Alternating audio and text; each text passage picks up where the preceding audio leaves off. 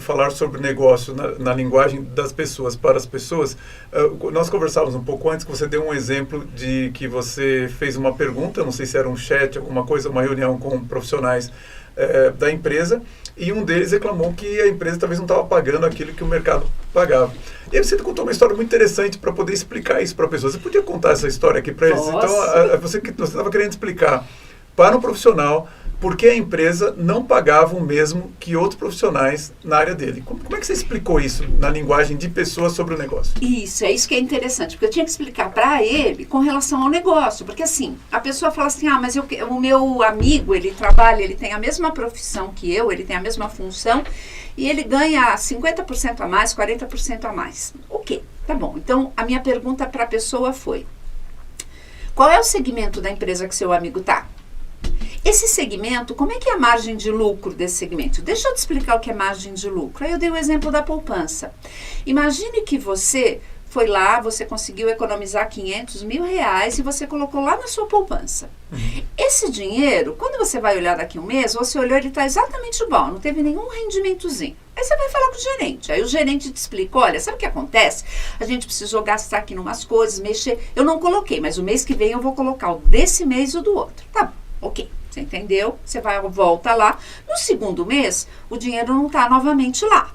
Aí você pergunta, o gerente fala, não, sabe o que acontece? A gente teve uma questão de pessoas aqui, eu precisei contratar mais algumas pessoas, então faltou para poder pôr os juros da poupança. Mas o mês que vem você vai ter esses 2 meses e mais o terceiro. Ok. Aí você voltou no terceiro mês, além de não ter, faltava um pouco do que você tinha no posto. Você vai continuar com o dinheiro lá?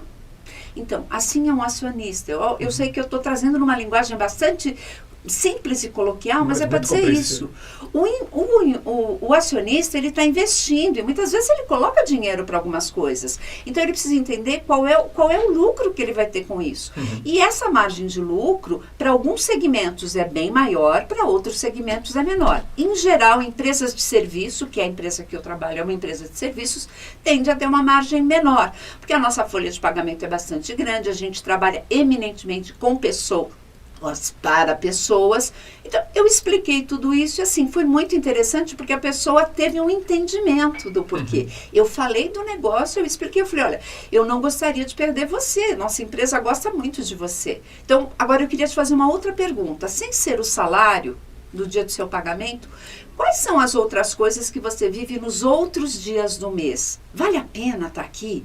Você vê perspectivas para você chegar em alguma coisa que você planejou para a sua vida e para a sua carreira? Aí eu fui fazendo algumas perguntas e assim, eu fui sentindo as pessoas mais confortáveis, perguntando mais coisas em cima disso. É isso que eu entendo que é falar da linguagem, falar do negócio na linguagem das pessoas para as pessoas. E eu acho que a gente tem sempre que garantir, né, Vilma, que a evolução do profissional se dê com ele compreendendo de negócios. Exatamente. E fazendo a articulação com as pessoas. Isso. Então, achei sensacional esse seu exemplo. E é curioso, porque o que me vem aqui como pergunta é o seguinte, se quando você começou a sua carreira, você já imaginava que você iria liderar pessoas e se tornar diretora de um dos 3 maiores grupos de RH do mundo, ou não? Ou isso foi planejado? Como é que foi isso na sua vida? Então, isso não foi planejado, sabe, Silvia? Assim, eu não imaginava isso. O que aconteceu? Eu desenvolvi uma carreira dentro da área de RH. Primeiro, assim, eu me formei em psicologia porque eu queria ser psicóloga clínica. Sim. Cheguei até a montar um consultóriozinho. No ínterim, assim, o que acontece? Você começa um negócio, você não tem muito cliente. Então, assim, poxa, eu já tinha feito faculdade sem trabalhar, né? Fiz os estágios, mas não trabalhei para ter remuneração. Eu queria ganhar meu dinheirinho. Eu tava, né? Queria ter minha independência. Sim, sim. E aí, uma pessoa me indicou para uma empresa e eu fui muito franca com a empresa. Eu falei, olha, eu não sei nada de RH, mas eu sou espertinha, eu aprendo rápido e eu adoro trabalhar. Se isso for útil... Aliás, dica para processo seletivo, né, gente? A gente precisa ter toda essa sinceridade com as pessoas. Sim, sim. E aí ela topou investir em mim. Na época a gente fez um acordo muito bacana, porque ela falou, olha, o salário seria X, eu vou te pagar um pouco menos, porque eu vou colocar uma consultora para te treinar por 6 meses. Então eu também tinha uma consultora me ajudando a entender um pouco mais o mecanismo prático de RH. Entendi. E aí, eu comecei lá, me apaixonei pela área de RH, não quis mais saber de trabalhar na área clínica, então foi uma opção. E quando eu cheguei a me tornar gerente de RH, né, no grupo da ASA, gostei muito, fui muito feliz lá, tenho muito carinho pela empresa. E aí eu acabei saindo e eu quis ir para a consultoria porque eu gosto de estar em diferentes empresas. Eu queria ampliar o conhecimento. Sim, né? sim.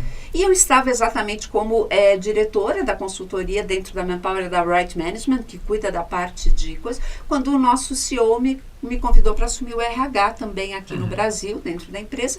Eu aceitei o convite, não foi algo que eu planejei, mas eu gostei bastante e realmente tem sido uma experiência muito boa. E é interessante, né, Vilma, porque você foi uma executiva, foi para a área de consultoria e voltou para a área executiva. Esse processo, o que você tem para dizer sobre o seguinte sentido? Quer dizer, muitos executivos sonham em deixar de ser executivo e ser autônomo. E hoje, você não é a primeira, eu vejo muitos autônomos que estão sonhando em voltar a ser executivos. Como foi essa experiência para você de ser autônoma? É boa, depois voltar, foi um pesadelo, não é nem um pesadelo, nem um sonho, ganha mais, como é que é isso? Então, olha, para mim particularmente foi uma experiência fantástica, porque eu não imaginava voltar, tá? Eu você não imaginava voltar? Não imaginava. Você foi para ser autônoma, seria essa a sua carreira? Isso, e esse seria o meu objetivo. Entendi. Só que as coisas acabaram acontecendo de uma forma em que eu acabei voltando, primeiro para assumir a linha de negócios dentro da Right. Então, de certa forma, eu tinha uma função executiva ali. E aí, depois, o nosso CEO me convidou para assumir o RH. E assim, na época, eu até aceitei, eu sei que seria uma coisa temporária, mas acabou ficando de uma maneira efetiva mesmo, né? E assumindo aí as responsabilidades. E a experiência é fascinante. Eu gostei muito de voltar, tá? Confesso para vocês que foi bem bacana. E, na verdade, você não é só diretora de RH, né? Você tem 2 chapéus. Como é que é? Você é diretora de RH e diretora da Right Management, que é responsável pelas soluções voltadas para desenvolvimento e carreira dentro do Manpower Group. Ah, entendi. Bom, esse é um bom momento, então, para você explicar o que faz a Manpower Group.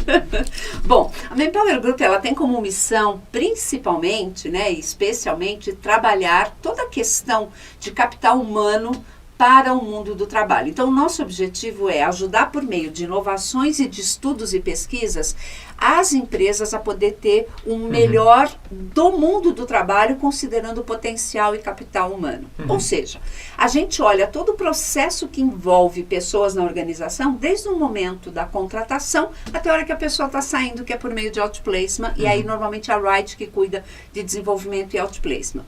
Mas o que é bacana no Manpower, e eu gosto muito, é a questão de que nós fazemos muitos estudos e pesquisas. Por quê? Porque o nosso Sherman Global, ele participa do Fórum Econômico todos os anos e ele leva essa temática para lá.